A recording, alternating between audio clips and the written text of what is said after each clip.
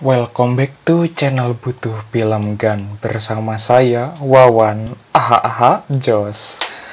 Kali ini kita akan bahas cerita singkat anime Tensura season 1 bagian ketiga. Tapi sebelum masuk ke ceritanya, kita mau ngingetin ke kalian, jangan lupa untuk klik subscribe dan like juga guys. Ayo sama-sama bantu channel ini supaya memberikan manfaat dan hiburan ke semua orang, oke?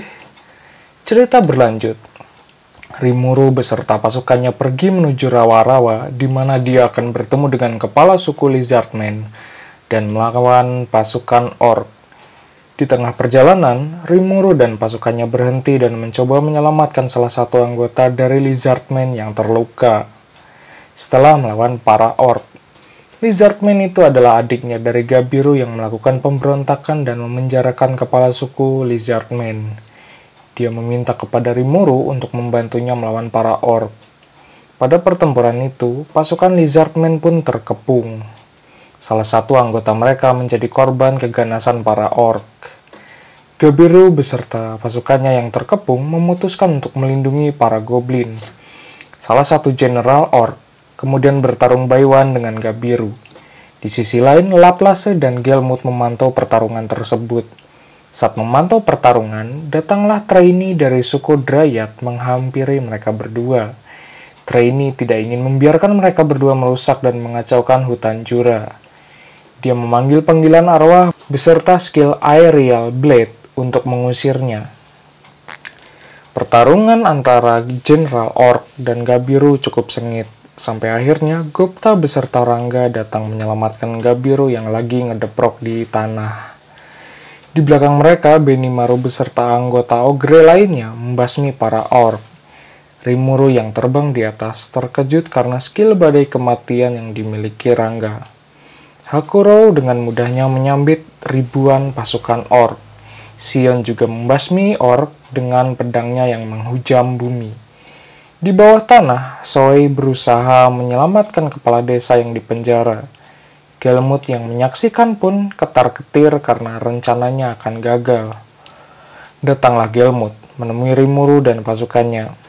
Dia menjelaskan alasan dan rencananya untuk melahirkan Raja Iblis yang baru dengan menanamkan kekuatannya di mana-mana. Suku Ogre menjadi naik pitam karena perkataan Gelmut. Gelmut lalu menyerang Gabiru, tetapi beberapa pasukannya mencoba menahan serangan itu dan menjadi korban. Saat Gelmut mencoba menyerangnya dengan skill Death March Dance, Rimuru datang menghalau serangan itu dengan mudahnya. Gelmut kemudian memerintahkan Geld untuk menyerangnya, tapi Geld lantas membegal Gelmut dan memakannya. Dia pun mendapatkan kekuatan tambahan dan berevolusi menjadi Orc Disaster. Sion dan Hakuro mencoba melawannya dengan membegal leher Geld, tetapi usahanya gagal dan Geld melakukan penyembuhan. Geld lalu dibungkus dengan segel benang oleh Soei dan ditembak dengan sihir api hitam oleh Benimaru, dan luar biasanya Geld masih sulit dikalahkan. Rimuru bertarung dengan Geld. Pertarungan pun benar-benar begitu sengit, meskipun sudah dalam mode bertarung. Geld lalu menangkap Rimuru oleh tangannya dan membakarnya dengan lingkaran setan. Namun usahanya masih gagal. Akhirnya Rimuru menggunakan skill Predator untuk melawan dan melahap Geld. Dengan usaha itu, akhirnya Geld berhasil dilahap Rimuru. Dia juga mengatakan selain akan melahapnya, dia juga akan menebus dosa-dosa yang telah dilakukannya beserta rekan-rekan Geld. Pertarungan akhirnya dimenangkan Rimuru. Benimaru memutuskan para Ogre beserta dirinya akan terus bersama dengan Rimuru selamanya. Setelah kekalahan para orc, perwakilan dari setiap ras berkumpul pada rapat tersebut. Rimuru menjelaskan kalau dia telah menanggung seluruh dosa yang dilakukan para orc. Itu adalah janji yang dibuat antara Rimuru dengan Raja Iblis Geld. Rimuru memutuskan agar dapat hidup bersama-sama termasuk dengan para orc yang akan menyumbang tenaganya. Trainee lalu memutuskan Rimuru menjadi kanselir dari hutan besar Jura. Selain itu, Rimuru memberikan nama para orc. Dia juga memberikan nama Abiru kepada kepala suku Lizardmen. Gabiru kemudian menerima hukuman atas pemberontakannya. Dia kemudian diusir dan diasingkan dari Lizardmen. beberapa pasukan Gabiru kemudian bersamanya dan mengikuti dia pergi. Di sisi lain, Clayman dan Laplace mengobrol di suatu rumah. Clayman penasaran dengan slime yang punya kekuatan tersebut. 3 bulan setelah penyerangan itu, para orc mempelajari keahlian dengan diajarkan oleh Kaijin. Mereka menjadi pekerja dengan membangun kota tersebut. Zoe mengabarkan kalau Ksatria Pegasus datang ke arah kota. Raja Gazel Duargo penasaran dengan slime yang berhasil mengalahkan orc. Dia pun menemui Rimuru yang kini sudah menjadi kanselir hutan besar Jura. Raja ingin mengungkapkan sifat asli sesungguhnya dari Rimuru. Dia pun lalu berduel dengan Rimuru dengan disaksikan oleh trainee sebagai saksinya. Pertempuran sengit itu akhirnya dimenangkan oleh Rimuru yang mampu menahan serangan dari Raja Duargon. Dia akhirnya mengerti bahwa Rimuru bukanlah makhluk jahat. Malamnya Rimuru dan Raja Duargon melakukan pertemuan dan melakukan perjanjian bersamanya. Rimuru pun menerima perjanjian dari raja tersebut. Di sana juga Rimuru melahirkan nama negaranya menjadi Federasi Jura Tempest dengan ibu kota Rimuru. 2 hari setelah perjanjian tersebut, Raja Duargon mengirimkan seseorang yang diasingkan dari negaranya. Dia adalah Menteri Vesta. Vesta kemudian bekerja menjadi peneliti di negara Jura Tempest. Kaijin bertanggung jawab atas Vesta kepada Rimuru. Gabiru dan pasukannya juga bergabung menjadi negara Tempest. Selain itu, mereka juga dipekerjakan untuk mengolah obat herbal Hippocute di Goa Veldora. Di sisi lain goa tersebut dibuatkan tempat penelitian yang digunakan Vesta untuk membuat ramuan penyembuh dari obat herbal Hippocute dan dapat diproduksi secara massal. Di sisi lain, Ratu Iblis Milim rapat dengan Clayman. Dia pun kemudian cabut dari tempat itu.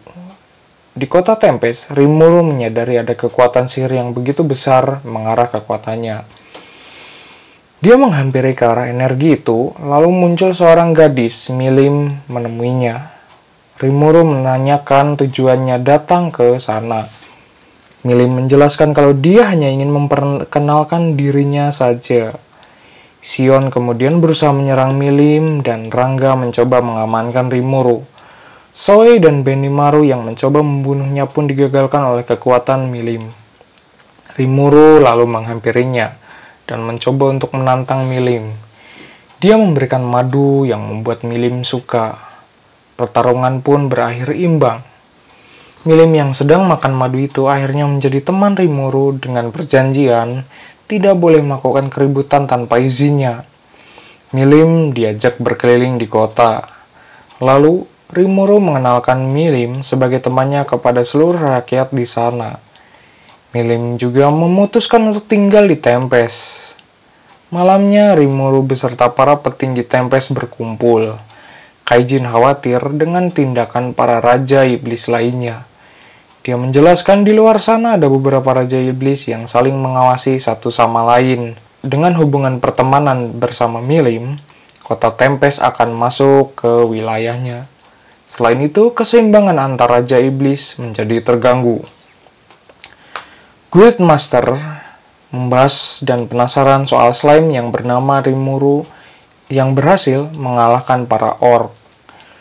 Dia pun kemudian mengajak Eren, Kafal, dan Guido untuk menemuinya. Di goa tempat Vesta bekerja, dia akhirnya berhasil membuat ramuan penyembuh yang memiliki tingkat efektivitas sama dengan Rimuru buat.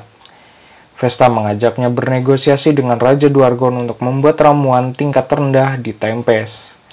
Selain itu, ramuan yang sangat efektif itu hanya digunakan saat perang saja. Di kota lalu terjadi kekacauan. Ternyata datanglah sebagian dari kelompok Raja Iblis Carrion yang dipimpin oleh Pibio. Di pertemuan itu, dia sangat merendahkan Rimuru dan membuat Sion naik pitam karena ucapannya. Di sebuah hutan, perkumpulan survei perbatasan yang dipimpin oleh pria bernama Yom, mereka menemukan laba-laba ksatria. Setelah mengalahkan laba-laba tersebut, bersama dengan Eren dan petualang lainnya, mereka pun pergi ke Tempest. Mereka melakukan pertemuan di sana, membahas kerajaan Blue Moon dan Falmouth yang datang dan menyelidiki kota Tempest. Rimuru juga menjelaskan bahwa kerajaan Dwargon mengakui Tempest dan beraliansi. Vesta pun datang sebagai saksi dan mengakui hal tersebut. Di sisi lain, Raja Iblis Clayman tertarik pada monster naga buas yang dikenal sebagai Charybdis. Dia memerintahkan Tyr untuk menyelidiki naga tersebut. Kelompok dari Raja Iblis Carrion bermalam di hutan. Footman dan Tyr dengan kostum badutnya menghampiri mereka. Footman menawarkan kepada Pobio untuk menjadi Raja Iblis sehingga dapat membalaskan dendamnya kepada Milim.